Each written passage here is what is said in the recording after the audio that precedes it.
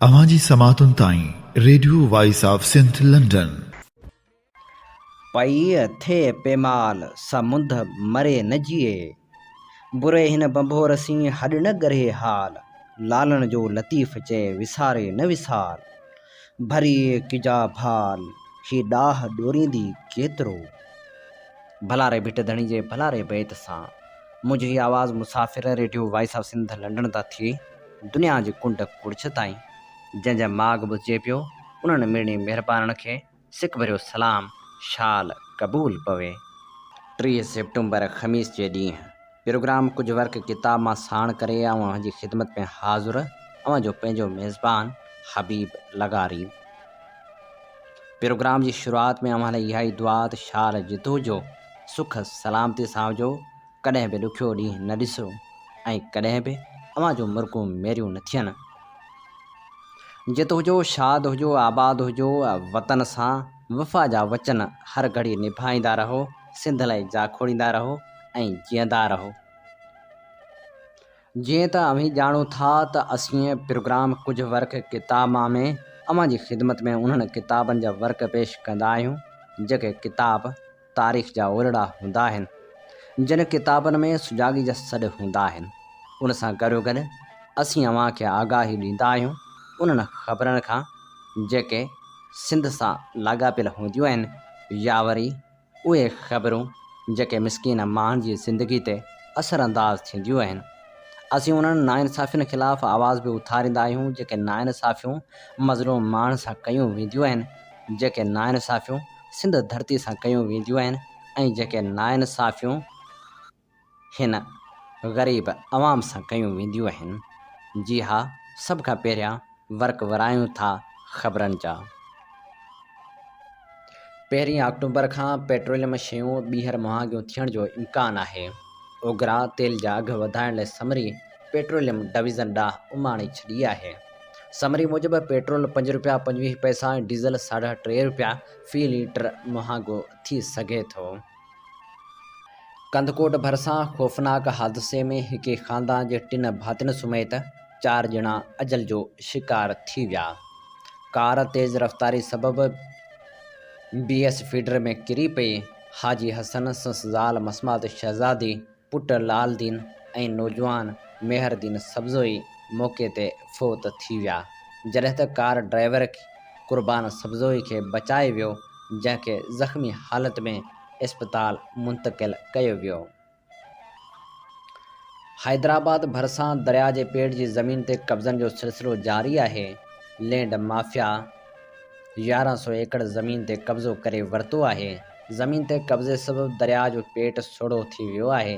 ॿोड़ जे ॾींहंनि में दरिया जे बंदनि ऐं कोटड़ी बैराज ते दॿाउ जो ख़दशो वधी वञे थो। आपाशी खाते पारां डिवीज़नल इंतिज़ामिया खे बि आगाही ॾिनी वई आहे।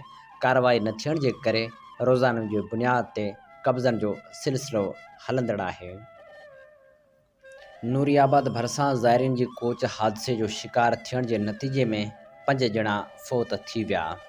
लूणीकोट थाणे जी हद में शहर बकावट कराची खां ख़ैरपुर वेंदड़ शिया ज़ाइरीन जी मुसाफ़िर कोच ड्राइवर जे कंट्रोल मां निकिरी अॻियां वेंदड़ ट्रालर सां टकराइजी वई, जंहिंजे नतीजे में 2 गाॾियूं कल्टी थी पियूं। हादिसे जे नतीजे में 5 ॼणा अली बिलावल, हसन अब्बास, सुहेल, शबीह ऐं दिलशाद मौक़े ते फ़ौत थी विया, जॾहिं त फराज़ नक़वी, सैयद मोहम्मद हैदर, सैयद अली बाकर, ज़ीशान काज़मी, एहसन अली, बेनिश फातिमा, रफ़त फिरदौस कौसर, मासूमा अकबर, अलीना जवेरिया अब्बास, अली हैदर, इरफान शाह अस्करी, तूबा बतूल, जरार अली ऐं ॿिया सख़्त ज़ख़्मी थी पिया। कोच सवार मुसाफ़िरनि जो तालुक़ कराची जे इलाइक़े अनचोली सां ॿुधायो पिए वियो, जेके ख़ैरपुर ज़ियारतनि ते वञी रहिया हुआ। चंबड़ भरिसां ॻोठ हाजी दरिया ख़ान लुंड वेझो थरपारकर खां मज़दूरी लाइ वियल कोल्ही बिरादरी जे हिक कुटुंब जे 3 ॼणनि इज्तमाही तौरु आपघात करे छॾियो। भेरू पुट पिरेमू कोल्ही संस ज़ाल ऐं नौजवान भेण सां गॾिजी हिके वण में फाहो खाई ज़िंदगी जो अंत आंदो। टिन्ही जा लाश चंबड़ पुलिस पारां इस्पताल मुंतक़िल कया विया। ॿुधायो पियो वञे त टिन्ही गुरबत खां तंग थी ज़िंदगी जो अंत आंदो आहे। सामूंडी तूफ़ान गुलाब जे करे सिंध में तेज़ बरसात जो इम्कान आहे। सामूंडी तूफ़ान गुलाब जा असर ज़ाहिर थियण शुरू थी विया आहिनि। थरपारकर, बदीन, ऋणकच्छ, शाहबंदर समेत सिंध जे मुख़्तलिफ़ इलाइक़नि में बरसात जो सिलसिलो शुरू थी वियो आहे, जॾहिं त जाती जे साहिली पट्टी समेत मुख़्तलिफ़ इलाइक़नि में तेज़ हवाउनि सां गॾु बरसात पिणु जारी आहे। राति हैदराबाद में पिणु वसकारो थियो। अॼु खां कराची, हैदराबाद समेत सिंध जे मुख़्तलिफ़ इलाइक़नि में गजगोड़, खिवण ऐं तेज़ तूफ़ानी हवाउनि सां बरसात जो इम्कान आहे। जॾहिं त सिंध जे मुख़्तलिफ़ इलाइक़नि टंडो मोहम्मद ख़ान, बदीन, जामशोरो, दादू, टंडोअल हयार, मटियारी, उमरकोट, थरपारकर, नगर पारकर, अचड़ोथर, मीरपुर ख़ास, सांगड़, नवाबशाह, नौशहरो, फ़िरोज़, ख़ैरपुर, मीरस, जोही, वाहिपांदी, काछो, सकरंड, काज़ी अहमद, भॻो टोड़ो, नूरियाबाद ऐं कराची समेत मुख़्तलिफ़ इलाइक़नि में बरसात जा इम्कान आहिनि। बरसात जो सिलसिलो 4 अक्टूबर ताईं जारी रहंदो। सिंध जो सीनियर सहाफ़ी गुलशन शेख पिणु हमेशह लाइ विछड़ी वियो। गुलशन शेख गुर्दनि जी तकलीफ़ में मुब्तला हो, जॾहिं त कुझु अरसो पहिरियां खेसि कोरोना थियण जे करे फिफड़नि में इन्फेक्शन थियो, जंहिंजे करे खेसि कराची जी हिकु ख़ानगी अस्पताल में दाख़िल कयो वियो हो, पर संसि तबियत में सुधारो अची न सघियो हो। काल्ह हुन पसाह पूरा कया। तलहार मां गुम छोकिरी कराची में विकिरो, 2 जवाबदारनि पारां ज़्यादती जो निशानो बणाइण जो इंकशाफ। 6 महीना अॻु तलहार जे वार्ड 3 मां गुम थियल छोकिरी कराची जी हिकु निजी जॻह मां फ़रार थी तलहार में पंहिंजे घर पहुची वई, जितां हूअ पंहिंजे वालिद समाजी अॻवान सां गॾु प्रेस क्लब पहुती। हुन चयो त मूंखे 6 महीना अॻु हिकु औरत कराची में पंहिंजे घर जे कम लाइ वठी वई हुई, जिते 2 महीननि बाद हुन मूंखे 5 लख रुपयनि में विकिरो करे छॾियो, जंहिं बाद मूंखे हिकु जॻह में बंदि कयो वियो, जिते रोज़ जवाबदार नशे जी हालत में अची मूंखे ज़्यादती जो निशानो बणाईंदा हुआ। हुन मुतालबो कयो त औरत समेत 2 जवाबदारनि ते केस दाख़िल करे उन्हनि खे गिरफ़्तार करे मूंखे इंसाफ़ ॾियारियो वञे। कंदकोट जे जाफ़रे पाड़े में करियाने जे दुकानदार 11 वरनि जी निगरी खे मुबैना तौरु ज़्यादती जो निशानो बणायो, जंहिं बाद जवाबदार फ़रार थियण जी कोशिश कई त निगरी जे रड़ियुनि ते वारसनि पहुची जवाबदार खे गिरफ़्तार करे वरितो। छाछरे में हिकु ॾींहुं अॻु नौजवान बेरोज़गारी ऐं घरू परेशानियुनि सबबि पंहिंजे 3 मासूम पुटनि खे खूह में उछलाए पाण बि खूह में टिपो ॾेई ज़िंदगी जो अंत आणे छॾियो।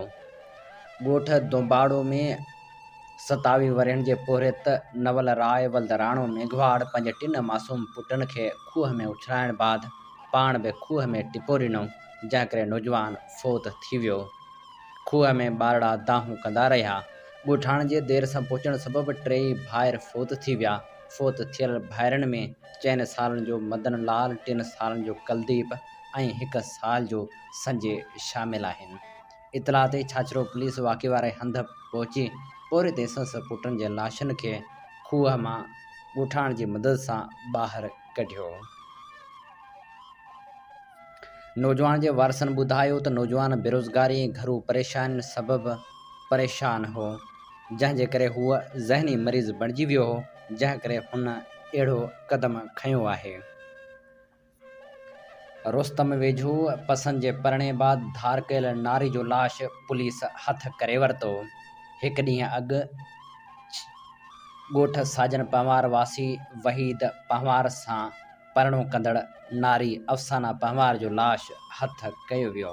6 महीना अॻु अफ़साना पंवार ऐं वहीद पंवार इस्लामाबाद जी फैमिली कोर्ट में पसंद जो परणो कयो हो। राजूणी तौरु दोखे सां जोड़ी खे घुराए नशो ॾियण बाद नारी खे वारसनि ऐं अॻूणे मुड़ुस हवाले कयो वियो। गुज़िरियल ॾींहुं गिरफ़्तार थियलनि जी निशानदही ते ॻोठ मंज़ूर शाह वेझो ज़मीन मां पूरियल औरत जो लाश हथ कयो वियो। पुलिस लाश खानपुर अस्पताल मां पोस्टमार्टम कराइण बाद मुड़ुस हवाले करे छॾियो।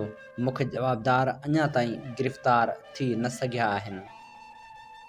ऐं हाणे प्रोग्राम में अज़ीम सूफ़ी बुज़ुर्ग जलालुद्दीन रूमी खे भेटा पेश करियूं था। अॼु संसद जनम ॾींहुं मल्हायो पियो वञे।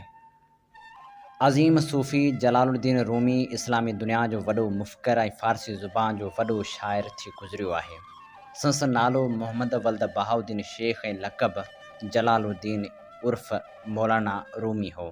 संसद नसब जो सिलसिलो हिन तरह हो: शेख बहाउद्दीन बिन मोहम्मद बिन हुसैन बिन अहमद अल बल्खी बिन कासिम बिन मसीब बिन अब्दुल्लाह बिन अब्दुर्रहमान बिन अबू बकर सिद्दीक़। मौलाना रूमी जो ॾाॾो हुसैन बल्खी वॾो अलाह वारो शख़्स ऐं दरवेश हो। वक़्त जा सुल्तान ऐं बादशाह संस एतिरी इज़त कंदा हुआ जो मोहम्मद ख़वारज़म शाह पंहिंजी धीअ जी शादी साणस कराई हुई। जमा मौलाना बहाउद्दीन मौलाना रूमी जो वालिद पैदा थियो हो, जेको इल्म ऐं अमल जी दुनिया में पंहिंजे दौर जो निहायत क़ाबिल शख़्स हो। ख़रासान जे ॾुराहन हंधनि तां शरई सुवाल ऐं फ़तवाऊं वटि सींदियूं हुयूं। मौलाना बहाउद्दीन नामवर सूफ़ी ऐं मसनफ़ हो। हुन ख़ानदान मंगोलनि जे आमद जे ख़ौफ़ खां पंहिंजो अबाणो ॻोठु छॾे रोम वञी वसायो हो, जिते सल्जोकीन जी हुकूमत हुई। मौलाना मोहम्मद जलालुद्दीन रूमी 6 रबीउल अव्वल 602 हिजरी 30 सेप्टेम्बर 1207 ईस्वी ते बलख में जनम वरितो। हुन इब्तिदाई तालीम पंहिंजे वालिद खां हासिल कई। पोइ शेख बुरहानुद्दीन मौके खां इल्मु पिरायां। 18-19 सालनि जी जमार में पंहिंजे वालिद सां गॾु कोनिया आयो, जिते संस वालिद खे घुराए हिकु मदरसे जो मोहतम बणायो वियो, जिते हू तालीम ॾियणु लॻो। जॾहिं मौलाना रूमी जे वालिद 18 रबीउल सानी 628 हिजरी 1228 ईस्वी में वफ़ात कई त मौलाना रूमी खे पीउ जी जाइ ते मदरस मुक़ररु कयो वियो। साल खां पोइ मौलाना रूमी 25 साल जी उमिरि में फ़न जी तकमील लाइ शाम रवानो थियो, जिते संस मुलाक़ात मशहूर फ़लसफ़ी ऐं मुफ़क्किर इब्न अरबी सां थी, जंहिंजो माटीलो भाउ सदरुद्दीन अल कोनवी मौलाना रूमी जो हम मकतब ऐं दोस्त हो। उन वक़्तु दमश्क ऐं हल्ब इल्मनि ऐं फ़ननि जा मर्कज़ हुआ। मौलाना रूमी पहिरीं हल्ब वियो ऐं उते मदरसा हलाविया जे बोर्डिंग हाउस में रहियो ऐं उतां जे मदरस कमालुद्दीन इब्न अदीम हल्बी खां इल्मु हासिल कयाईं, जेको वक़्त जो वॾो मुहदिस मोरख़ फ़क़ीह ऐं मुफ़्ती हो। मौलाना रूमी हल्ब जे ॿिनि मदरसनि में बि तालीम वरिती ऐं तालिब इल्मी जे ज़माने में ई अरबी ज़ुबान, हदीस, तफ़सीर, फ़िक़्ह ऐं मैक़ूल में कमाल हासिल कयाईं। उन वक़्तु संस उमिरि 40 साल थी वई ऐं समूरनि निसाबी ऐं दरसी इल्मनि में कमाल ऐं महारत हासिल करे वरिताईं।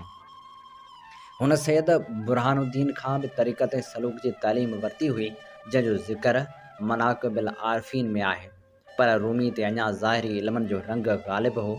हूअ दीनी इल्मनि जो दर्स ॾींदो, वज़ कंदो, फ़तवाऊं लिखंदो हो ऐं साज़ समाह ऐं मौसीक़ी खां पासो कंदो हो।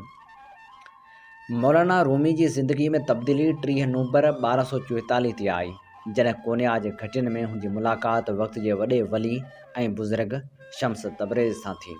शम्स तबरेज़ जो वालिद कया बुज़ुर्ग जे ख़ानदान मां हो, जेको इस्माइली फ़िरक़े जो इमाम हो, पर हुन पंहिंजो अबाणो मसलक तर्क करे छॾियो हो। शम्स तबरेज़ ज़ाहिरी इल्मनि जी तहसील करण बाद बाबा कमालुद्दीन जंदी जी मुरीदी इख़्तियार कई, पर आम सूफ़ियनि वांगुरु पीरी मुरीदी बैत ऐं इरादत जो इख़्तियार न कयाईं। सौदागरनि ऐं मुसाफ़िरनि जे महिमान खाननि में तरसंदो हो ऐं कमिरो बंदि करे मराक़बे में रहंदो हो। अॻिते ठाहे ऐं विकिणे गुज़रान कंदो हो। जॾहिं शम्स तबरेज़ कोनिया जे हिकु सराउ में अची रहियो त मौलाना रूमी साणस मुलाक़ात कई। ॿिन्ही बुज़ुर्गनि पाण में काफ़ी वक़्तु ज़ुबान हाल में गुफ़्तगू कई। मौलाना रूमी खांसि मुतासिर संस हथ ते बैत कई। तारीख़ी किताबनि में अचे थो त उन बाद ॿई बुज़ुर्ग सलाहुद्दीन ज़रकोब जे हिजरे में चिले दौरान केतिरो ई वक़्तु ज़िक्र इलाही में महू ऐं मसरूफ़ रहिया। उन वक़्त खां मौलाना रूमी में हिकु निमाया तब्दीली आई। अॻु हू समाव खां पासो कंदो हो ऐं हाणे खेसि समाव खां सवाइ सकून न ईंदो हो। मौलाना दर्स तदरीस ऐं नसीहत जो कमु सफ़ा छॾे ॾिनो ऐं पंहिंजे मुर्शिद शम्स जी ख़िदमत मां हिकु घड़ी लाइ बि परे न थींदो हो। हुन वटसि फ़ना फ़िल्लाह ऐं बका बिल्लाह जो मंज़िलूं तइ करे वरितियूं। सॼे शहर में इहा ॻाल्हि पखिड़िजी वई त मौलाना रूमी हिकु चरे शख़्स जी सोबत में फासी पियो आहे, इन हद ताईं जो मौलाना जे पुटनि खे बि वालिद जी इहा हालत नागवार गुज़री। माण्हुनि जी कावड़ इन हद ताईं वधी वई जो शम्स तबरेज़ महसूसु कयो त इहा शोरश किथे फितने अंगेज़ी जी हद ते न पहुची वञे, सो चुपचाप दमश्क हलियो वियो। मौलाना रूमी खे संदसि जुदाई जो सख़्तु सदमो रसियो ऐं माण्हुनि सां लाॻापा ख़तमु करे कुंडाइतो थी वेही रहियो। मुदत खां पोइ शम्स तबरेज़ मौलाना रूमी खे दमश्क मां हिकु ख़त लिखियो, जंहिं मंझि शौक़ जी आग भड़काए विधी ऐं उन ज़माने में निहायत रक़्तामीज़ ऐं पुरअसर शेर चवणु शुरू कयाईं। जिन माण्हुनि शम्स तबरेज़ खे ॾुखोयो हो तिन खे सख़्तु पछताव थियो। सभिनी मौलाना रूमी खां अची माफ़ी वरिती।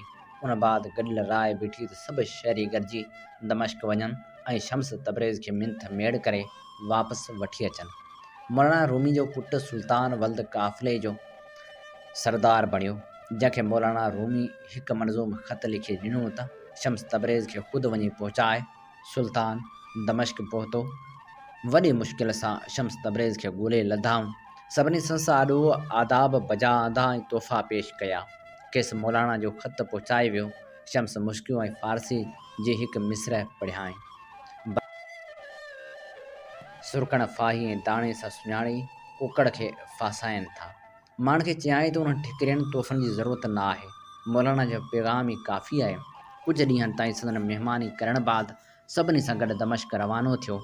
जॾहिं मौलाना रूम खे ख़बर पई त मुरीदनि ख़ादमनि सुमैद संस वॾी आजियां कयाईं ऐं वॾे मान शान सां खेनि वठी आयो। कुझु ॾींहंनि बाद मौलाना रूमी पंहिंजे पालियल कीमिया नाले छोकिरी सां शम्स जी शादी कराई। पंहिंजे जाइ जे साम्हूं तंबू लॻाए उन में शम्स तबरेज़ खे रहायो। मौलाना जो फ़र्ज़ंद अलाउद्दीन शम्स जे तंबू वटां अक्सर गुज़रंदो रहंदो हो। जंहिं तां शम्स खेसि मना कई। उन निंढड़ी ॻाल्हि खे हसदन ॻाल्हिड़ो बणाए वरितो त शम्स धारियो थी मालिकनि खे घर में अचणु नथो ॾिए। जंहिं ॻाल्हि खां तंग थी शम्स तबरेज़ शहर छॾण जो फ़ैसिलो कयो ऐं ओचितो ग़ाइब थी वियो। मौलाना रूमी खेसि ख़ूब तलाशियो पर हथ न आयो। बाद में ख़बर पई त शम्स तबरेज़ खे चालबाज़ी सां अगवा करे बेदर्दी सां शहीद कयो वियो हो। संस शहादत जो वाक़ियो 1247 ईस्वी धारे रोनमा थियो ऐं ज़ालमनि संस लाश खूह में उछलाए छॾियो। उहो खूह अॼु बि कोन्या में मौजूदु आहे। शम्स तबरेज़ जी शहादत रूमी जी हालत ख़राब थी वई। मथसि वजद तारी थी वियो ऐं पंहिंजे रूहानी उस्ताद मोहसिन जे विछोड़े ते तवील दर्द भरिया मरसिया पढ़ियाईं, जिन में शम्स तबरेज़ जे मक़ामी मंज़िलत जो पतो पवे थो। मौलाना रूमी जी तसनीफ़ खे तसव्वुफ़ जे हवाले सां वॾी अहमियत आहे। संस शाइरी मसनवी मौलाना रूम जे नाले सां मशहूरु आहे, जंहिं में क़िसा, तमसीलूं, नसीहत आमेज़ शेर ऐं ज़रबुल मिसाल मौजूदु आहिनि। मौलाना जलालुद्दीन रूमी जी 1273 ईस्वी में तबियत ख़राब थी पई। वक़्त जा वॾा तबीब अकमलुद्दीन ऐं गज़नफ़र बि संस इलाज न करे सघिया।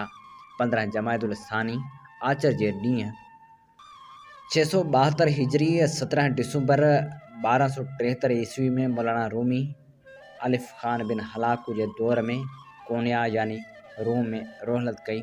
संस जनाज़े सां हज़ारे मर्द औरतूं ॿार जवान पीरसन अमीर ग़रीब आलिम अणपढ़ियल हर तबिके ऐं फ़िरके जा माण्हू गॾु हुआ ऐं ज़ारो क़तार रोई रहिया हुआ।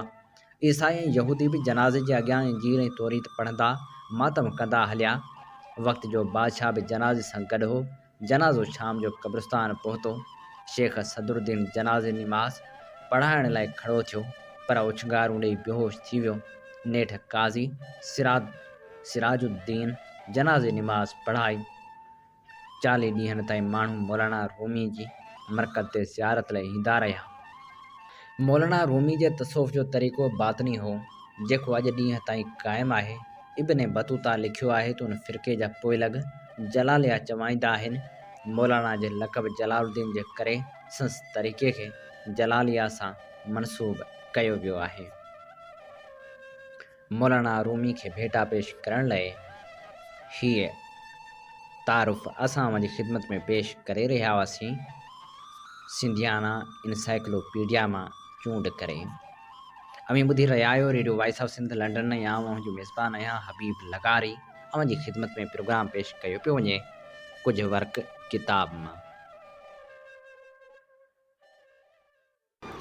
धरती जो कर्ज़ चुकाइण जे जज़्बे सां टिमटार सिंधियाणे जे ज़िंदान में घारियल घड़ियनि ऐं उते नारियुनि ते गुज़रंदड़ करब जो सरबस्तो अहवाल। जी हा, वर्क वरायूं था कैजाणी जी डायरी जा। ही किताब अख्तर बलोच जो लिखियलु आहे ऐं इहो किताबु पहिरियों भेरो 1972 में छपिजी मंज़र आम ते आयो हो, जॾहिं त ॿियों ऐं टियों छापो 1988 ऐं 2009 दौरान छपिजी पधिरो थियो, जॾहिं त चोथों छापो 2009 में छपिजी मंज़र आम ते आयो। हिन किताब जी अर्पना कंदे अख्तर बलोच लिखे थी, अर्पना मुंहिंजी जीजल माउ जीजी ज़रीना बलोच जे नाले, जंहिंजी तरबियत मूं में धरती ऐं धरती वासियुनि लाइ प्यार, जदोजहद जो जज़्बो, बेबाकी ऐं बहादुरी पैदा कई, ऐं ग़ुलाम क़ादिर पलीजी जे नाले जंहिं ज़िंदगी जे हर मोड़ ते साथ ॾे, हौसलो ऐं उत्साह बख़्शियो। हिन किताब में 5 पारा में अख्तर बलोच लिखे थी, मूंखे अॼु बि 1969 जो साल यादि आहे, जॾहिं सिंध जा शागिर्द, अदीब, शाइर ऐं क़ौमप्रस्त ऐं सियासी अॻवान पंहिंजी ॿोली, वन यूनिट ऐं ॿियनि सिंध जे हक़नि लाइ जलसा, जुलूस ऐं बुख हड़तालूं करे रहिया हुआ। सभिनी खे गिरफ़्तार करे जेल भरिया विया। अदा रसूल बख़्श, पलीजो ऐं अम्मा जीजी ज़रीना बि उन्ही जदोजहद में अॻिएं सिफ़ में हुआ। अदा पंहिंजे अमली सियासत ऐं अम्मा पंहिंजे आवाज़ ज़रिए शेख अयाज़ ऐं ॿियनि इनक़लाबी शाइरनि जा क़ौमी गीत ॻाए सिंध जे माण्हुनि खे सुजाॻी ऐं सियासी शौर ॾियण में गॾु हुआ। मूंखे नवंबर महीने जी सर्द शाम अखियुनि अॻियां पए फिरी, जॾहिं शागिर्दनि ऐं सियासी अॻवान जी गिरफ़्तारी खां पोइ जामशोरे इस्पताल में जिते अम्मा ऐं अदा रसूल बख़्श दाख़िल हुआ, उते उन सूरत हाल ते बहस थियो ऐं मूं बुख हड़ताल ते वेहण जो फ़ैसिलो कयो, जंहिंमें अम्मा ऐं अदा चयो त जे तो में हिमत आहे ऐं जेल बि वञण जी ताक़त अथई त असीं तोसां गॾु आहियूं, छो त हेसि ताईं का छोकिरी बुख हड़ताल कान कई हुई ऐं गिरफ़्तार कान थी हुई।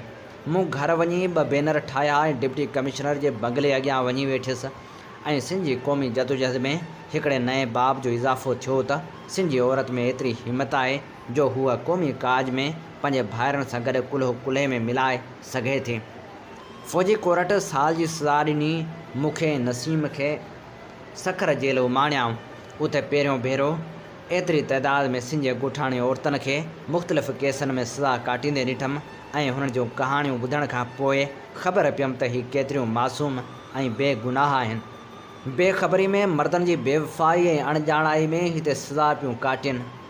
अॼु बि मूंखे रतनी, दादली, काइमा ऐं ॿियनि जा मासूम चहिरा अखियुनि अॻियां पिया फिरनि। जेल इख़्तियारी वारनि जूं हुननि सां बेइंसाफ़ियूं ऐं माइटनि जो सालनि जा साल मिलणु न अचणु ऐं हुननि खे विसारे छॾणु, दिलि में सोचींदी हुयसि त काश मुंहिंजे वस में हुजे त सभिनी खे आज़ादु करे छॾियां। असांजे घर जे तरक़ी पसंदि माहौल जे करे चीन, वियतनाम, रूस जे इनक़लाबनि जूं कहाणियूं, उते जे इनक़लाबी औरतुनि जी हिमत ऐं बहादुरी जा दास्तान त पढ़ियलु हुआ, पर सिंध जी औरत खे सलाम आहे जो हू चोतरफ़ ज़ुल्म ऐं बेइंसाफ़ियूं बर्दाश्त करण बावजूदु ज़िंदा आहे। आउं उन वक़्तु इहो सम्झंदी हुयसि त जीअं दुनिया जे ॿिनि मुल्कनि में इनक़लाब आया आहिनि ऐं उते जे औरतुनि जी क़िस्मत बदिली आहे, पुराणियूं ऐं फ़रसूदा रस्मूं रिवाज ऐं जागीरदारी सिस्टम में ॾार पिया आहिनि, तीअं कुझु सालनि में सिंध में बि तब्दीली ईंदी ऐं सिंध जी औरत बि सुख जो साह खणंदी। पर अफ़सोस जो अॼु 40 साल गुज़रण बावजूदु सिंधी माण्हुनि जी हालति ॾींहों ॾींहुं ख़राबु थींदी वञे, जागीरदारी ऐं सरदारी निज़ाम वधीक मज़बूत थींदो वञे ऐं उनमें सिंधी औरत खे पंहिंजी ज़िंदगी ते को बि इख़्तियार कोन्हे। रोज़ केतिरियूं ई बेगुनाह मासूम औरतूं कारोकारी जे नाले में जानवरनि वांगुरु कुसिजो वञनि ऐं मुजरम बिना सज़ा जे आज़ादु घाट ऊचा करियो पिया हलनि। जेलनि जी हालति बि अॻे खां वधीक ख़राबु आहे। जेलनि में बंदि औरतुनि ते तशदुद कयो वञे थो ऐं हुननि खे का बि सहूलियत कान्हे। 20 साल जी उमिरि में अम्मा मुंहिंजी शादी ग़ुलाम क़ादिर पलीजीअ सां कराई। उन वक़्तु हैदराबाद में लसानी फ़सादनि जी शुरूआति थी वई ऐं लतीफ़ाबाद में असांजे घर ते हमले जी कोशिशि बि कयां। तंहिं करे आउं ऐं क़ादिर ॻोठु जुंगशाई अची रहियासीं ऐं मुंहिंजी ज़िंदगी जो सफ़ा नओं ऐं निरालो दौरु शुरू थियो। आउं सदाईं शहर में रही हुयसि ऐं सफ़ा शहरी आम छोकिरी हुयसि। वरी जेल में वञण करे ख़ासि छोकिरी थी वियसि जंहिंखे सिंध जे माण्हू सिंधी सोरमी जो लक़ब ॾिनो। हाणे वरी सफ़ा ॻोठाणी ज़िंदगी जिते बिजली बि कान हुई, पाणी जो बि ॾुकार हो, ॿोलीअ रहणी कहणी में सफ़ा फ़र्क़ु हो। पर जीअं त आउं ऐं ग़ुलाम क़ादिर ॿिन्ही जी सोच साॻी हुई, ॿई तरक़ी पसंदि इनक़लाबी सोच रखंदड़ हुआसीं। उन मुश्तरक सोच मुल्ह जुंगशाही में रहण जो सबबु बणियो ऐं मुंहिंजी तबियत में चैलेंज क़बूलु करणु हो ऐं मूं उते जी ज़िंदगी खे बि चैलेंज सम्झो।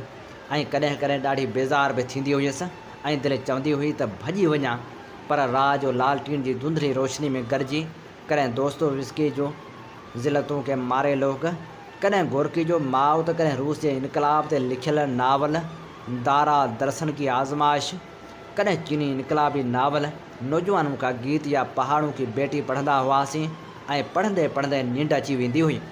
सुबुह जो उथण खां पोइ वरी मुंहुं में हौसलो पैदा थी वेंदो हो।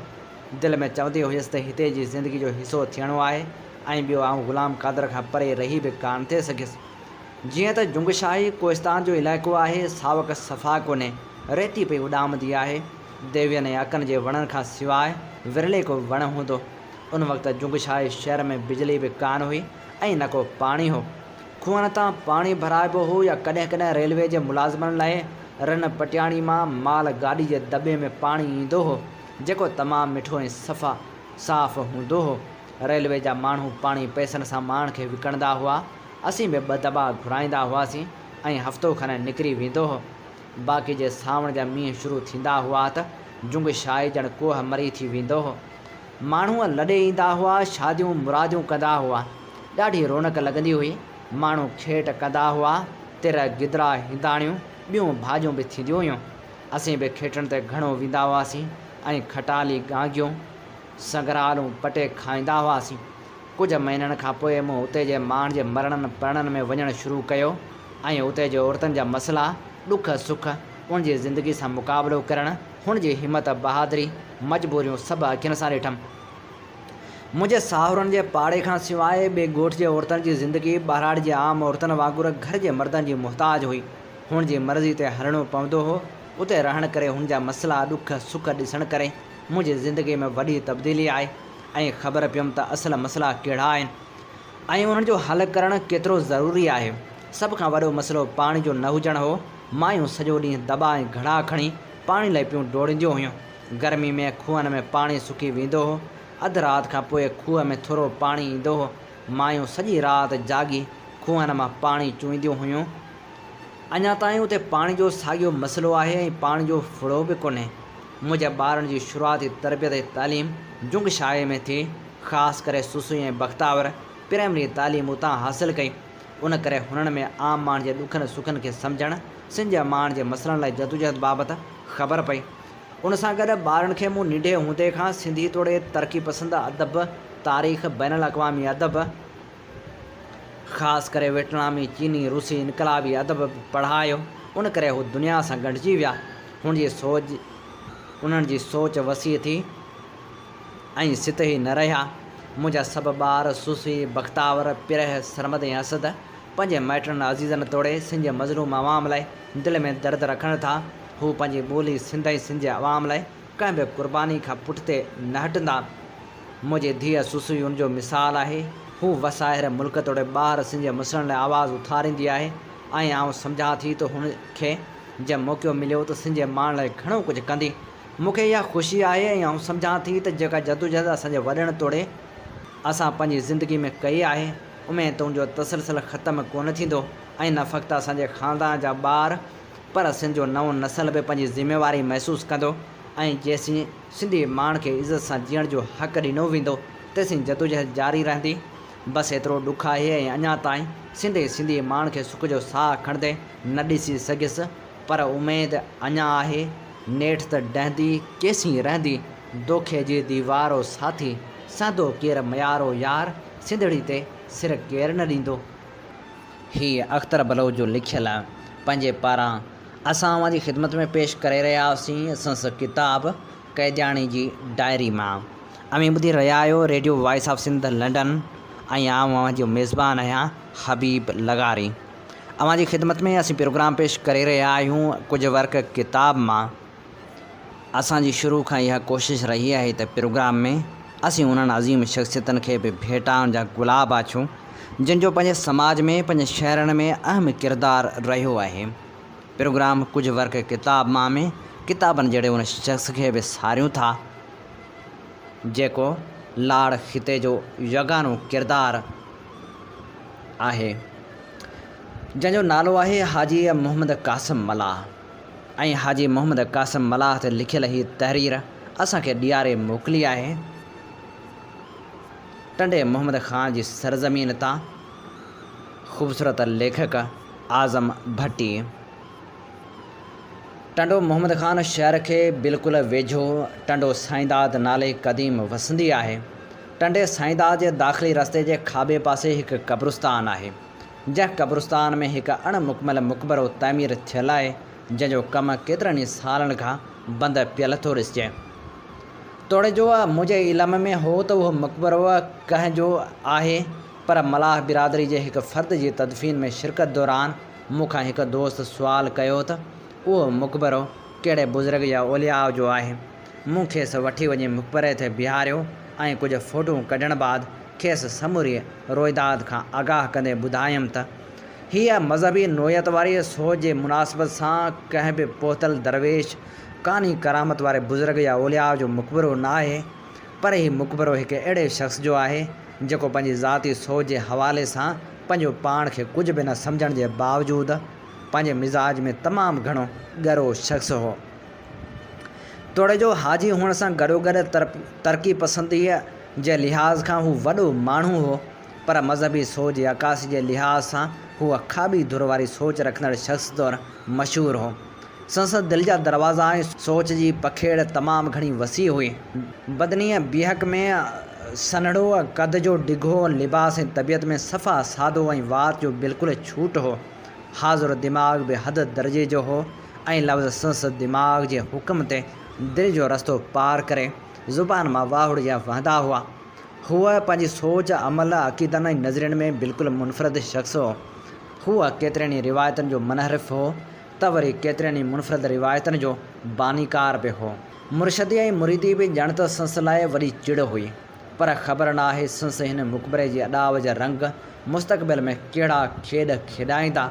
उन ॻाल्हि खां बि इनकार नथो करे सघिजे त मतां असांजा ईंदड़ नसल मथसि चादरूं चाढ़े बासूं बासण जी रिवाज जा पेकर न बणिजी पवनि। उहो मक़बरो कंहिं बि सैयद मीर पीर या कंहिं कानी कराम जे साहिब जो न, पर हाजी मोहम्मद क़ासिम मलाह जो आहे, जंहिंमें पाण पंहिंजी घरवारी सुमेत मदफ़ून आहे। उहो मक़बरो संस फ़र्ज़ंद मफ़्तून मलाह जुड़ायो हो। उन जे पुठियां कहिड़ा सबब ऐं मक़सद लिकियल आहिनि उहो त कुदरती बहितर ॼाणे थी, ऐं ॿी ख़बर मफ़्तून मलाह खे ई आहे। आउं बसि ईअं ई चई सघां थो त मफ़्तून मलाह मूंसां ख़ुदि एतिराफ़ कयो हो त बाबा जो शानदार मक़बरो जोड़ाईंदुसि ऐं उते चंदे जी हिकु पेती बि ठाराईंदुसि। बसि नियतनि जो दारोमदार अमलनि ते ई आहे, पर मक़बरे धणी हाजी मोहम्मद क़ासिम मलाह टंडे मोहम्मद ख़ान जे क़दीम वसंदी टंडो साईंदाद में 1930 धारे पैदा थियो। संस वाल जो नालो ख़मीसो ख़ान मलाह हो। हूअ न रुॻो टंडो मोहम्मद ख़ान, पर लाड़ वारे ख़िते जो मारूफ़ शख़्स थी गुज़रियो। 1950 में रेवेन्यू खाते में तपेदार तौरु भर्ती थियो ऐं 1972 में नौकरी खे ख़ैराबाद कयाई। नज़रियाती तौर में शुरू में हू कम्युनिस्ट पार्टी सां वाबस्ता रहियो, जंहिं दौरान नाले वारे कम्युनिस्ट अॻवान अज़ीज़ुसलाम बुखारी सां संस तमामु घाटी दोस्ती रही। उन बाद अवामी तहरीक सां लाॻापियल रहियो। अवामी तहरीक जी जोड़जक में संस रिहाइशगाह सलाह मशवरनि जो मर्कज़ बणियल रही। हूअ अवामी तहरीक जो मर्कज़ी ख़ज़ांची बि रहियो। संस लाॻापो अवामी तहरीक सां उन हद ताईं हो जो अवामी तहरीक जे आइन सुबुह थींदो जी पधराई बि टंडो साईंदाद टंडो मोहम्मद ख़ान में संस रिहाइशगाह ते थी, जंहिंमें शहीद फाज़ल राहू रसूल बख्श परीजो समेत सियासत जी दुनिया जा वॾा नाला शरीक हुआ। जंहिं बाद हूअ वरी अवामी नेशनल पार्टी सां बि सलाहड़ियल रहियो। सिंध ऐं उनखां ॿाहिरि पंजाब ऐं सरहद में पार्टी कन्वेंशन ऐं अहम गॾिजाणनि में बि शरीक थींदो हो। शहीद फाज़ल राहू रसूल बख्श पलीजे अज़ीज़ सलाम बुखारी मोहम्मद ख़ान मंगसी ग़ुलाम नबी बहराणी इस्माइल राहू असलम राहू समेत सिंध जे खोड़ सियासी समाजी ऐं इल्मी अदबी शख़्सियतनि सां संस लाॻापा तमामु घाटा रहिया। शहीद फाज़ल राहू ऐं हूअ ॼण त हिक ई ख़ानदान जा फ़र्द हुआ। जॾहिं शहीद फाज़ल राहू नीलामी बंदि करे तहरीक जी शुरूआति टंडो मोहम्मद ख़ान मां कई हुई त उन वक़्तु हाजी मोहम्मद क़ासिम मलाह रईस मोहम्मद ख़ान मंगसी ऐं ग़ुलाम नबी बहराणी ऐं ॿियनि फाज़ल राहू जी हर क़िस्म जी इख़लाक़ी मदद सां गॾु माली मदद में बि हिसो वरितो। शहीद फाज़ल राहू ज़िंदगी जे आख़िरी ॾींहंनि में जॾहिं डेयरी फार्म खोलियो हो त हाजी क़ासिम मलाह संस ख़ासि सलाहकार जी हैसियत में साणसि हर वक़्तु गॾु हूंदो हो। डिसंबर 1986 धारे जॾहिं फाज़ल राहू ऐं हाजी कासिम मलाह मेहन जी ख़रीदारी लाइ हैदराबाद वञी रहिया हुआ त गंजे टकर वटि फ़ौजनि जी चेकिंग दौरान फाज़ल राहू जी गाॾी पोयां करण जे मामले ऐं तारुफ़ कराइण वारी ॻाल्हि तां फ़ौजनि सां ॾे वठि थी पई। हाजी कासिम मलाह फाज़ल खे चयो त साईं ज़िद न करियो, तारुफ़ कराए जान छॾायो। फाज़ल विराणिस त माठ करे वेह, सभु ठीकु थी वेंदो। हाजी कासिम मलाह वराणी ॾिनसि त साईं सभु ठीकु कोन्हे, पोयां मुंहिंजी सुथण खे हथु लाहे ॾिसो। उन ॻाल्हि ते कासिम राहू खां खिल छॾाए वई। जॾहिं खेनि हैदराबाद शहर में हेडक्वार्टर ते आणे खेनि हथियारनि जी छांव में बीहारियो वियो ऐं उते उन वक़्त जे SDM खे सॾायो वियो। जंहिंसां ॻाल्हियुनि ॿोलियुनि बाद फाज़ल राहू खे SDM मुखातिब थींदे चयो त साईं तव्हांखे तकलीफ़ थी, हाणे तव्हां भले वञो। फाज़ल राहू ऐं हाजी कासिम मलाह गाॾी में वेही निकिता त हाजी कासिम मलाह फाज़ल राहू खे चयो त हाणे सभ खां पहिरीं घर हली मूंखे कपिड़नि जो को वॻो ॾियो त आउं पंहिंजा कपिड़ा मटायां। जिते फाज़ल राहू खां वरी टहक छॾाए वियो। उहो समूरो किसो इस्माइल राहू पंहिंजे जेल डायरी, जेल जा ॾींहं, जेल जूं रातियूं जुल्द पहिरें में सुफ़े नंबर 220 खां 222 ते बयानु कयो आहे। ख़बर न आहे उहा समूरा माजरा हक़ीक़ी हुई या हाजी कासिम मलाह जी तनज़ो मज़ाह वारे मिज़ाज जो हिसो हुई। आउं सम्झां थो जेकॾहिं हक़ीक़त में ईअं हुजे हा त गंजे टकर खां वठी फ़ौजी हेडक्वार्टर ताईं ऐं उतां खां वापसी ताईं वक़्त जा आका, अस्कर जा उकाब बणियल अहलकार ख़बर न आहे त हाजी कासिम मलाह सां कहिड़ो हशर कनि हा। इस्माइल राहू पंहिंजे साॻी जेल डायरी जे सुफ़े नंबर 310 ते 8 दिसंबर 2001 जी डायरी जे हवाले सां लिखे थो त हाजी कासिम मलाह जी पोज़ीशन हलण ऐं अचण जहिड़ी कोन हुई, पर पंहिंजो पाण खे खणाए अची पहुतो हो। मूं खेसि चयो तव्हांजी सिहत ठीकु कोन आहे, पोइ हेतिरी तकलीफ़ छो कई। पंहिंजो अहिड़ो तालुक़ु आहे जो उन्हनि रस्मी ॻाल्हियुनि जी त का बि ज़रूरत कोन्हे। चयाईं उहा ॻाल्हि न आहे, पर मूंखे तमामु घणी सिक लॻी हुई ऐं पोइ हयाती अलाह ॼाणे घणा ॾींहं आहे, ख़बर न आहे अमी कॾहिं आज़ादु थींदो ऐं ओसि ताईं इंतज़ारु करे नथे सघियुसि। हाजी कासिम मलाह खे शहीद फाज़ल राहू जे फ़र्ज़ंदनि सां मोहबत में हुई त हूअ वरी संस मोहबतनि जो बि नवाज़िल हो। हूअ उन्हनि ते हुकुम हलाइण बि ॼाणंदो हो त हुकुम वठी उन ते अमल पेरा रहण जे फ़न खां बि बख़ूबी वाक़ुफ़ु हो। हाजी कासिम मलाह उन्हनि माण्हुनि मां हो जेके दोस्तियूं निभाए ॼाणंदा हुआ। संस ज़ात सां थलाड़ियल दोस्ती जे निभाउ जो हिकु शानदार मिसाल इहो आहे त अज़ीज़ सलाम बुखारी कम्युनिस्ट पार्टी में साणुसि गॾु हो ऐं संस घाटो दोस्त बि हो। जॾहिं कम्युनिस्ट पार्टी जे अॻुवाननि ऐं कारकुननि मथां शदीद वठ पकड़ थी, अज़ीज़ सलाम बुखारी मुसलसल 38 साल टंडे साईंदाद में रूपोशी सबबि हाजी कासिम मलाह जे घर में रहियल हो, जिते हूअ हाफ़िज़ साईं जे नाले सां मशहूरु हो। हिकु भेरे अज़ीज़ सलाम बुखारी शदीद बीमार थी पियो त हाजी कासिम मलाह संस इलाज लाइ पंहिंजे दोस्त डॉक्टर अज़ीम बलोच खे वठी आयो। जंहिं हाजी कासिम खां पुछो त हीउ केरु आहे। हाजी कासिम मलाह जवाबु ॾिनसि त हीउ मुंहिंजो पीउ आहे। डॉक्टर अज़ीम बलोच चयसि त तुंहिंजो पीउ त ख़मीसो मलाह हो। हाजी कासिम मलाह चयसि त हा बाबा, ख़मीसो मरी वियो, हाणे हिन खे पीउ कयो अथमि। बसि पोइ समूरे घर में टहकनि जी फिज़ा बर्पा थी वई। खेसि पंहिंजे हल्के जे दोस्तनि ते समूरनि हुजतनि जा इख़्तियार हासिल हूंदा हुआ। हूअ दोस्तनि सां हुजतूं करण, हुजतूं बर्दाश्त करण जो बि माहिर हो त वरी वॾी आवाज़ में ॻाल्हाइण, रोब बि ॼमाइण ॼाणंदो हो। कंहिं वक़्तु वरी सफ़ा ग़ुलामनि जीअं ॿाहूं ॿधी या हथ जोड़ियो बि बीठो हूंदो हो। हुन जे मिज़ाज में तनज़ो मिज़ाह, भोग ऐं चर्चा बि शामिल हुआ। उन हद ताईं जो कॾहिं कॾहिं संस गुफ़्तगू मां गारियुनि जूं ॻिठड़ियूं पयूं खुलंदियूं हुयूं ऐं भरपासे जो माहौल टहकनि ऐं मुर्कनि सां महकी उथंदो हो। मंझि सहप, बर्दाश्त ऐं दरगुज़र जो मादो बि कुझु थरस हो। हिकु भेरे कंहिं गाॾी जे टकर में संस जंग भॼी पई। मलाह बिरादरी जे माण्हुनि जे वॾे अंग अची गाॾी खे वारायो ऐं ड्राइवर ते हला करण जी कोशिशि कई त ज़ख़्मी हालत में रोड ते पियल हाजी कासिम मलाह समूरनि माण्हुनि खे गारियूं ॾेई ड्राइवर खे गाॾी समेत मोकल ॾेई रवानो करे छॾियो। मुंहिंजे चाचे मरहूम अली अहमद भट्टी सां संस रफ़ाक़त वारी रिश्ते सबबि संस खोड़ सारियूं यादगिरियूं क़लमबंद करण जहिड़ियूं आहिनि जेके हिते बयानु करण सां तवाल जो बाहिस बणिजंदियूं। बहरहाल हू हिकु अहिड़ो शख़्स हो जेको हर कंहिं लाइ क़ाबिल क़बूल बि न हो त वरी हिकु वॾी अक्सरियत संस महफ़िल जी घुरिजाउ बि रहंदी हुई। शादियुनि मुरादियुनि में हू पुए पूंजे वारे रिवाज जो तमामु घणो मुखालिफ़ हो। हाजी कासिम मलाह 2 जून 2002 में वफ़ात कई। खेसि टंडे साईंदाद टंडो मोहम्मद ख़ान में पंहिंजे अबाणे क़ब्रिस्तान में मिटी मां हवाले कयो वियो। संस क़बर मथां संस फ़र्ज़ंद मफ़्तून मलाह पको मुक़बरो अॾायो आहे, जेको केतिरनि ई सालनि पुॼाणा अणमुकमिल आहे। उन मुक़बरे में हाजी कासिम मलाह ऐं संस पहिरीं घरवारी जूं 2 कचूं क़बरूं आहिनि, जिन ते को कुतुबो वग़ैरह बि लॻियल आहे।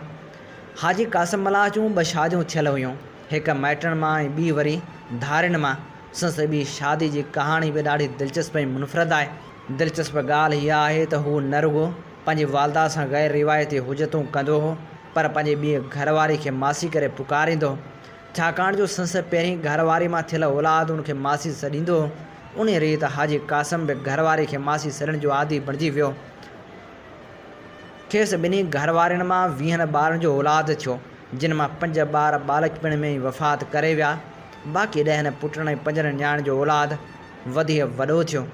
संस पुटनि में मफ़्तून मलाह, मुश्ताक उर्फ़ कारो मलाह, मंसूर मलाह, मक़सूद मलाह, जावेद मसरूर, हैदर, अब्दुल लतीफ़ मलाह, अब्दुल अज़ीज़ मलाह, अब्दुल अज़ीम मलाह शामिल आहिनि।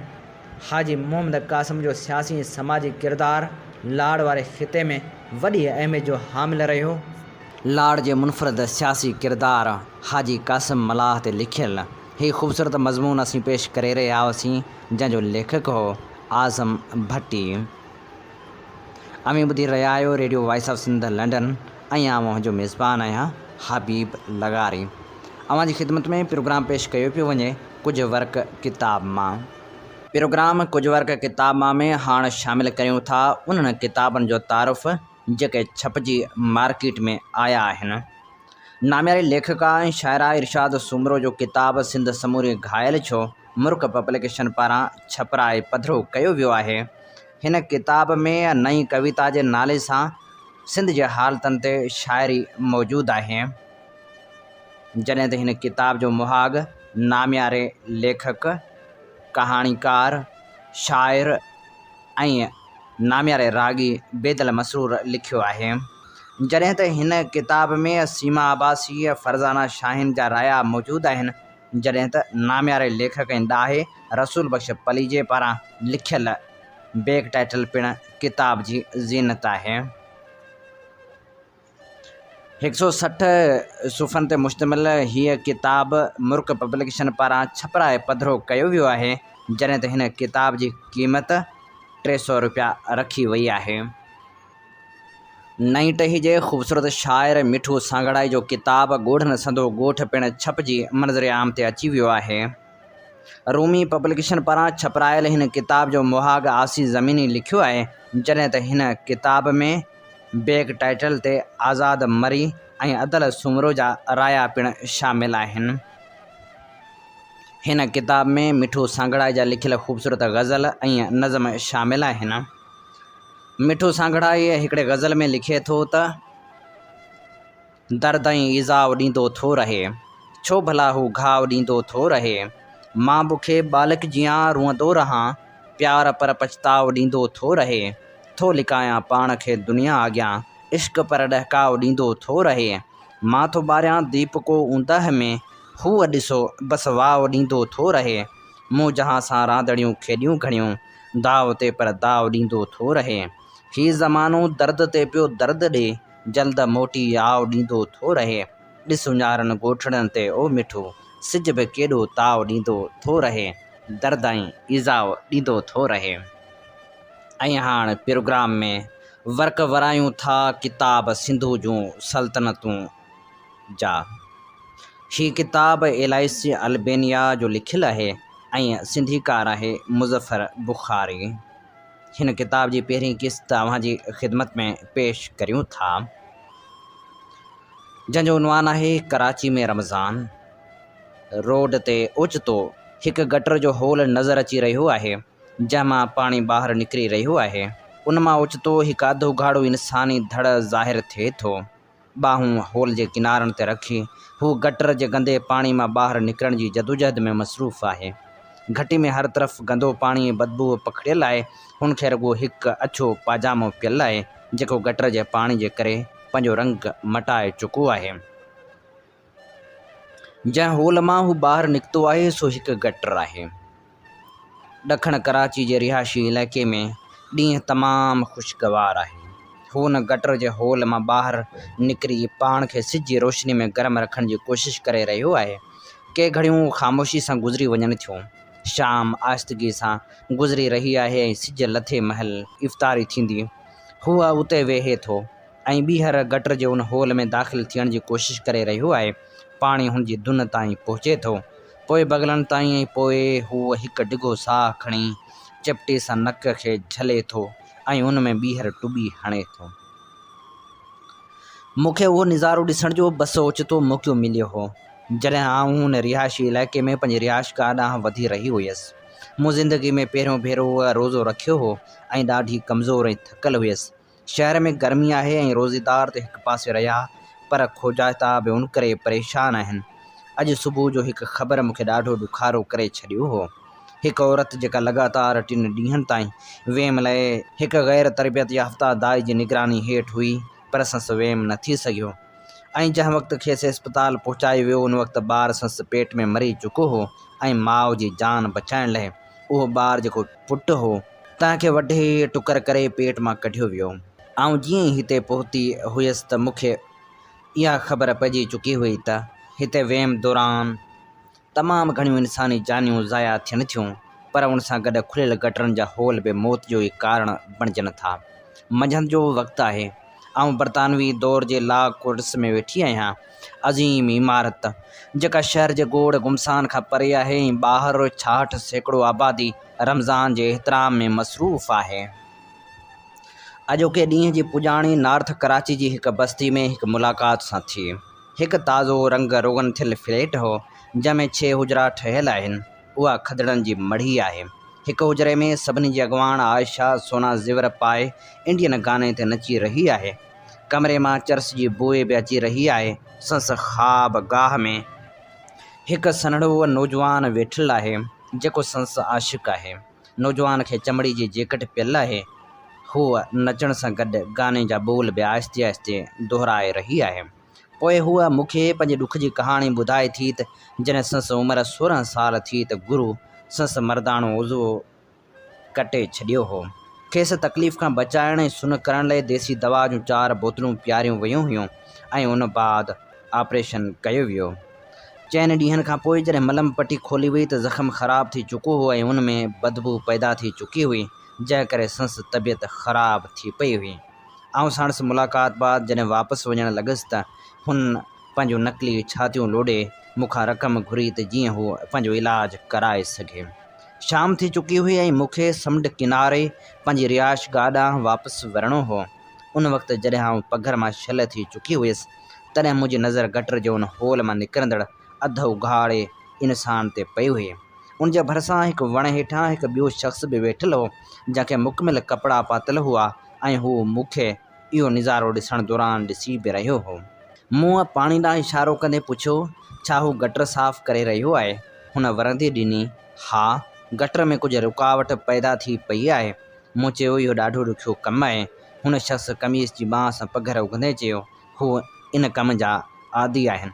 मूं पुछियो, केरु? हुन चयो, भंगी, ऐं पोइ वधीक चयाईं, आउं उन्हनि जो निगरान आहियां।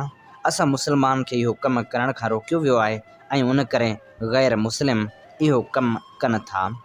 उन वक़्तु त ख़ैर उन जवाब ते मूंखे एतबार न आयो हो, पर पोइ जॾहिं मूं उन सिलसिले में हिकु सरकारी अमलदार खां पुछियो त हुन बि उन जी तस्दीक़ कई हुई। उहो अमलदार कराची खे पाणी फ़राहम कंदड़ इदारे वाटर बोर्ड जो मुलाज़िम हो। संस कमु साफ़ पाणी फ़राहम करण ऐं गंदो पाणी पाइपनि ज़रिए तमर जे वणनि तरफ़ निकाल करणु हो। कम जी निगरानी कंदड़ शख़्स जो चवणु हो त भंगी जो मतिलबु घटि ज़ात वारा हिंदू या ईसाई आहिनि। भारत ऐं पाकिस्तान ॿिन्ही मुल्कनि में भंगियुनि खे अछूत सम्झो वञे थो। ज़ात पात जो उहो चकर हिंदू मज़हब जे क़दीम पोश्तक में ॼाणायल आहे। उन अमलदार ॿुधायो, हिकु बि मुस्लमान गटर साफ़ करण जो कमु न कंदो आहे ऐं पाकिस्तान जे क़याम खां वठी इहो सिलसिलो हलंदो पियो अचे। को बि मुस्लमान उहो कमु नथो करे। उहो नापाक पाणी आहे ऐं उनजो छंडो कपिड़नि ते लॻी पवे त उहो लिबास निमाज़ पढ़ण लाइक़ु नथो रहे। उहो शख़्स जीअं ॿीहर गटर मां ॿाहिरि निकितो त मूं खांसि नंबर वरितो। उन खां पोइ आउं तकड़ी पंहिंजी रिहाइश गाह ॾांहुं मोटियुसि त जीअं गुसल करे सघां। मुंहिंजे नक में गटर जी उहा बदबू अञा बि समायल हुई। गुसल बाद मूंखे तरावीह पढ़ण लाइ हिकु मस्जिद में बि वञिणो हो। औरतुनि जी तरावीह लाइ उहो इदारो हिकु वहाबी फ़िरक़े तरफ़ां क़ाइमु कयो वियो हो ऐं कराची में उन जी ताज़ो शुरूआति थी हुई। हूअ आम मस्जिद में औरतुनि खे दाख़िल थियण जी इजाज़त कान्हे। उहो इन पाक मुआशिरे जो हिकु ॿियो रुख़ आहे। आउं मुस्लमान त कोन आहियां, पर आम मुस्लमान ईसाई यानी अहले किताब हुजण करे मुंहिंजो ख़्यालु रखनि था। इस्लाम में यहूदियत ऐं ईसाइत सां तालुक़ रखण लाइ अहले किताब हुजण करे रिआयत आहे। हिकु ख़ुदा ते ईमान रखंदड़ ई जन्नत में वेंदा। ईसाई औरतूं मुस्लमान सां शादी करे सघनि थियूं। ॿियनि मज़हबनि जे इबादतगाहनि में अचण ऐं वञण जी बि इजाज़त आहे। उहो मूंखे घर जी मालिकाणी ॿुधायो हो जिते आउं तरसियल हुयुसि। अॼु हूअ मूंखे मस्जिद में वठी हलण लाइ बि चई चुकी हुई। घर में इफ़्तारी बाद मूं काटन जी हिकु पोती एहतियात सां मुंहुं जे चौधारी वेड़ी त जीअं मुंहिंजे मथे जो हिकु वार बि नज़र न अचे। असीं समुंड किनारे पंध करे उन मस्जिद में पहुतियोसीं जिते तरावीह पढ़णी हुई। मुंहिंजी घर मालिकाणी सख़्तु मज़हबी औरत आहे ऐं घणनि ई मामरनि में हूअ बिल्कुलु रिवायती ऐं किताबी क़िस्म जी पाकिस्तानी औरत आहे।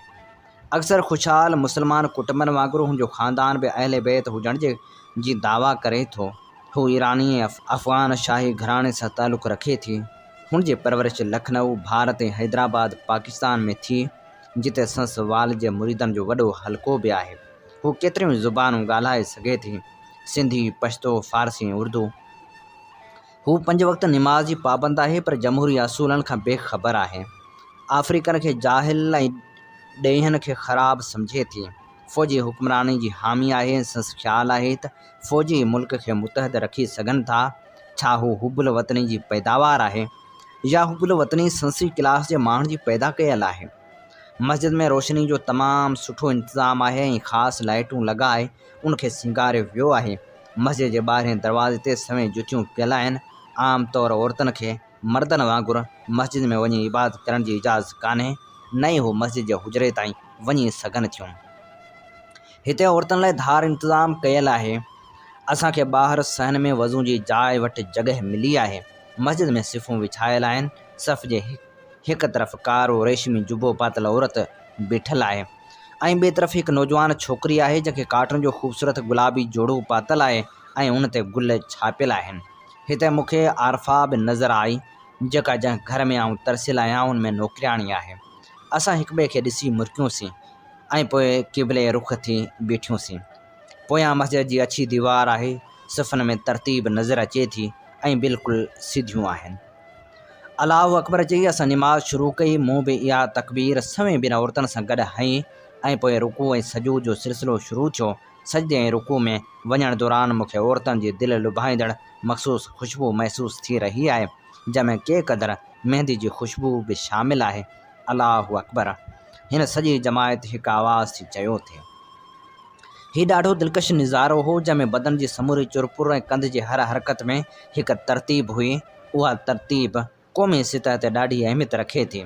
मग़रिब में मज़हब ते अमल करणु या न करणु ज़ाती फ़ैल सम्झो वञे थो ऐं मुआशिरे में उनजो को बि नोटिस नथो वरितो वञे। हिते मज़हब खां इनकार तव्हांजी मौज जो सबब बि बणिजी सघे थो। उहो अहसासु पनाहगीरनि में विरहाङे दौरान अञा बि वधियो आहे। अक्सर पाकिस्तान लाइ त मज़हबी ऐं क़ौमी तरतीब लिखत जी सूरत में मौजूदु आहे। उहा लिखत उन वक़्तु वजूद में आहे जॾहिं 1947 में पाकिस्तान ठहियो हो। पाकिस्तान जो क़याम ई मज़हब जे नाले ते थियो हो ऐं उन लाइ सवें माण्हुनि जानियूं बि क़ुर्बान कयूं हुयूं। निमाज़ पढ़ी मुसले ते वेठियूंसीं त घर मालिकाणी झीणे आवाज़ में चयो, वतन जे लाइ तमामु घणियूं क़ुर्बानियूं ॾिनियूं आहिनि। उहो ई सबबु आहे जो पाकिस्तान में केतिरनि ई ख़ामियुनि बावजूदु मज़हब ऐं क़ौमियत जो लाड़ो वधीक आहे, जॾहिं त इहो बि सच आहे त हिते पाबंदी बावजूदु शराब ऐं ॿियूं बुरायूं बि आम आहिनि। हर कंहिं मां इहा उमेद रखी वञे थी त मज़हब जो वधि खां वधि पाबंद करे। जनरल ऐं नवाब, मुहाणा ऐं मज़दूर पाबंद आहिनि त अहिड़ो लिबास पाइनि जेको मज़हबी लिहाज़ खां क़ाबिल क़बूल हुजे ऐं मोमिन नज़र अचण लाइ मज़हबी चंदो बि ॾियनि। हिकु पाकिस्तानी साफ़ी मूंखे ॿुधायो हो त ख़ासि तौरु घरेलू औरतूं मज़हब जे मामले में वधीक जज़्बाती हूंदियूं आहिनि। तरावीह लाइ असीं जीअं उथी बीठियूंसीं त तिलावत जे ॿुधण जी सादत हासिल करियूं त उन वक़्तु मूं आरफा जे अखियुनि में ॾिठो तिलावत अरबी में हुई ऐं उहा ॿिन्ही खे सम्झ में न अची रही हुई, हिकु अखर बि सम्झ में न आयो। 610 ईस्वी में रमज़ान जो ई महीनो हो जॾहिं हज़रत मोहम्मद सल्लल्लाहु अलैहि वसल्लम जिन ते वही नाज़िल थी ऐं खेनि पैगम्बर हुजण जी नवीद ॾिनी वई।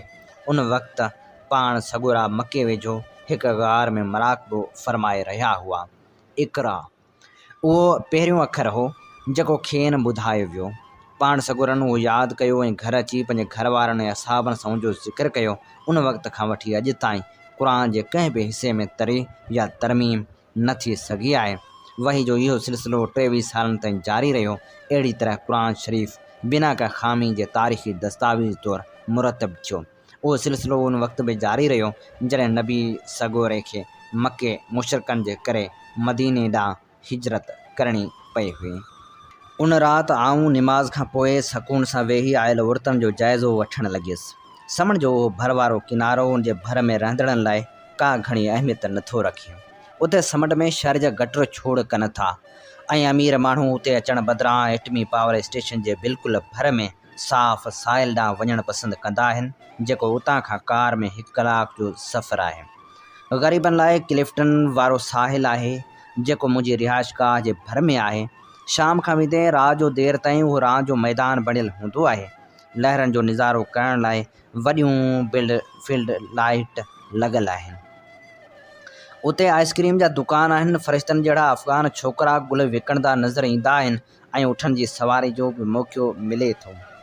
औरतूं पंहिंजे मुड़ुसनि ऐं ॿारनि सां गॾु बुरकनि में हूंदियूं आहिनि, साहिल जी वारी ते चहल क़दमी कंदियूं ऐं लूणियाठ वारी हवा जो मज़ो वठंदियूं नज़र ईंदियूं आहिनि।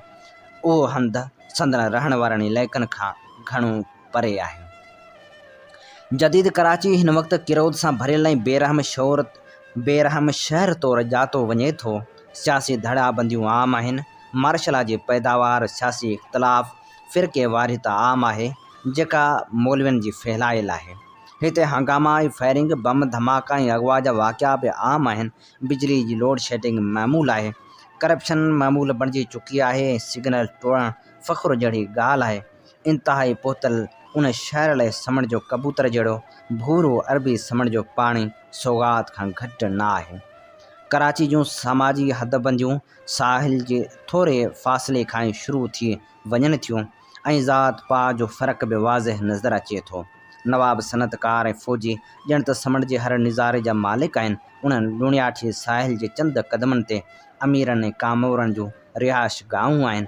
उत्तर वारे हिसे में अञा ताईं ग़ैर क़ानूनी हद दख़लियूं ऐं ग़ैर क़ानूनी कॉलोनियूं मौजूदु आहिनि जिते पोरियो तबिको रहे थो। उन समूरे माहौल खां परभरो गटर साफ़ कंदड़नि जूं झूपड़ियूं नज़र अचनि थियूं। हिते अॼु बि अहिड़ा माण्हू मौजूदु आहिनि जेके 1947 वारे विरहाङे जा अखियुनि ॾिठा शाहिद आहिनि।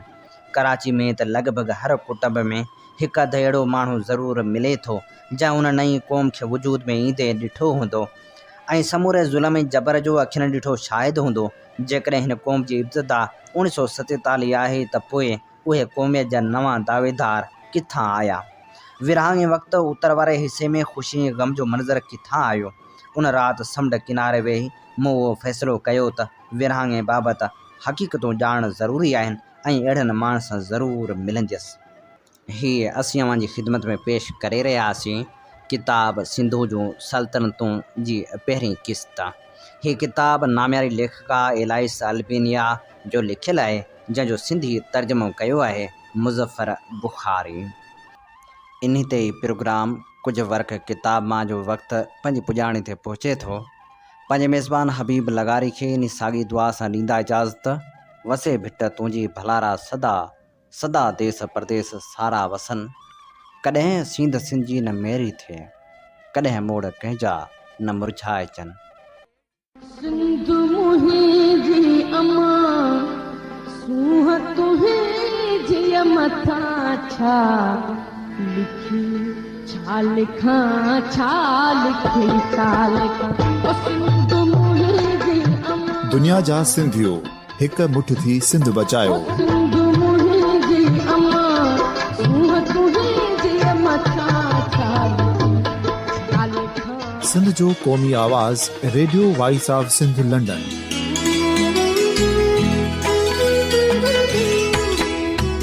Radio voice of Sindh London पंहिंजी नशरियात में सिंध जी सियासत, समाज, इक़्तिसादियात, तारीख़, क़ौमी उमंगुनि ऐं अख़लाक़ियात मुतलिक़ सिंध जी हक़ीक़ी तर्जुमानी कंदे प्रोग्रामनि खे असराइतो बणाइण लाइ सिंध जे घण घुरनि ऐं धरतीअ सां प्यार कंदड़ अदीबनि, दानिशवरनि, सहाफ़ियुनि, उस्तादनि, वकीलनि ऐं हर तबिके जे मानवारनि सॼणनि खे सिंध में शऊरी इनक़लाब लाइ सहकार जो सॾु ॾियूं था।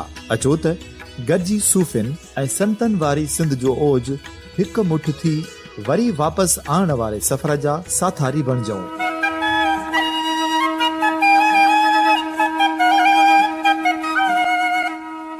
हिकु नए सुबुह जी शुरूआत जो पड़ाॾो घर घर, ॻोठ ॻोठ ऐं शहर शहर ताईं पहुचायो। शाल सिंध आबाद ऐं ख़ुशहाल थिए, सिंधी माण्हू सुखियो ऐं सताबो थिए।